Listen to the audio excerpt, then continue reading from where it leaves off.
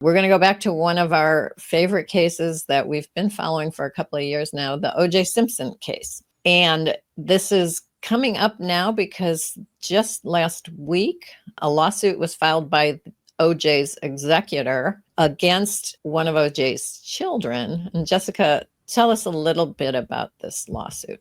This lawsuit has to do with O.J.'s Las Vegas home. And the executor is claiming that O.J.'s son, his name is Justin, may have somehow persuaded O.J. to either take title of the home in the name of an entity, an LLC in this case, or transfer this title in a way that makes it so that Justin owns 100% of the home. Right. And so all this stuff that if anybody out there from O.J.'s estate or Justin's family is listening, this is all pure speculation. We're just basing this on what we have heard, not making any accusations. But Justin apparently, according to the lawsuit, is the 100% owner of an entity that owns the home that O.J. was living in when he died.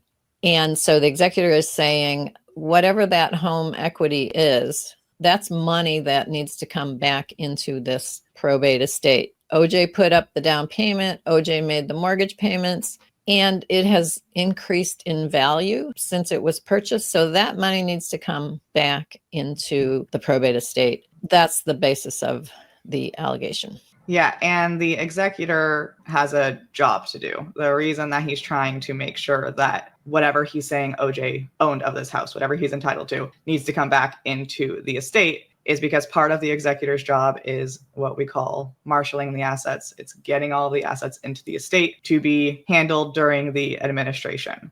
The executor gets the assets into the estate, and then the judge decides what happens to them, how it gets distributed. But before anything goes to, any children, any beneficiaries, creditors come first. And we know O.J. had a lot of creditors. That's right. He owed well over $100 million at the time of his death to the Goldman family. They got a civil judgment against him for killing their son, Ron Goldman.